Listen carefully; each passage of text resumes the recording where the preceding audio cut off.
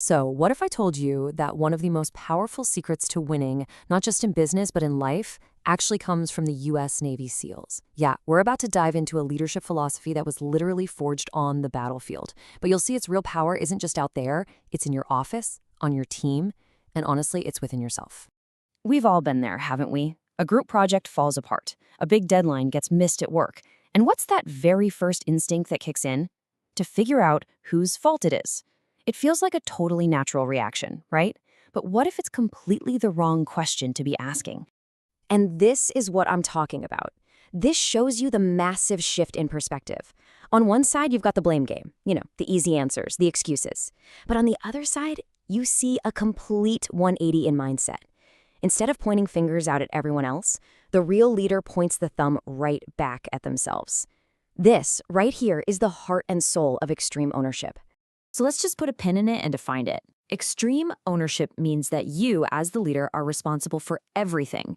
And I mean everything. Not just the parts you directly control, but the entire outcome. If your team fails, well, you failed. It is a really tough pill to swallow, for sure, but it is the only mindset that actually leads to real improvement and ultimately to victory. Okay, so where do we even begin with this? Well, it's not with the team. It starts with you. It starts inside your own head. Before you can lead anyone else, you have to win what the SEALs call the war within. So this first part is all about forging that internal mindset that you need to even begin practicing extreme ownership. Now, this is a pretty provocative statement, and honestly, it's meant to be. The idea here is that a team's performance is almost always just a mirror reflecting its leadership. Whatever standard the leader accepts, whether that's peak performance or just mediocrity, that becomes the new normal for the whole team. This whole mindset is really built on two crucial things: humility and belief. It means you own every single failure, but you give away all the credit for success. You have to believe so deeply in the why behind the mission that it inspires everybody else. And maybe most important of all, you have to crush your own ego. Because ego is the enemy. It's what clouds your judgment and stops you from seeing what's really going on. All right, so once you've gotten your own head straight, it's time to actually put all of this into practice. We're moving from the theory inside your mind to real-world action, applying these principles to lead your team and, actually win. Just try to read this. Feel your brain starting to ache a little? This is exactly what bad leadership often sounds like. It's way too complex, it's full of buzzwords, and frankly, it's just confusing. When a leader communicates like this, they're basically setting their team up to fail. And under extreme ownership, guess what? That failure is on them. So what's the solution? It's beautiful in its simplicity. Keep it simple. Look, good leadership is not about sounding smart. It's about being understood. The plan has to be simple, it has to be clear, and it has to be direct. Because only when everyone on the team knows exactly what they're supposed to do can they actually get it done right. But what happens when everything is going wrong all at once? We get overwhelmed. The key here is not to panic. You have to kind of detach from the chaos, look at the battlefield, and identify the single biggest problem.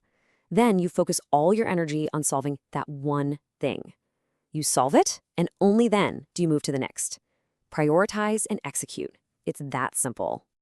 A really common trap for leaders is trying to be a micromanager, a puppet master pulling every single string.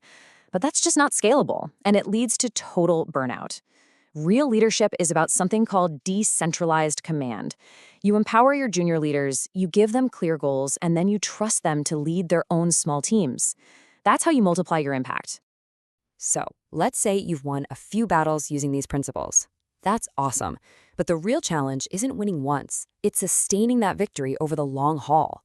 This last section is all about this kind of paradoxical idea, the relationship between discipline and freedom. It's the key to lasting success. This right here, this might be the most powerful idea in the entire philosophy. It sounds like a total contradiction, doesn't it? But it's so true. When you are disciplined in how you prepare, in your daily habits, in your planning, you actually create freedom.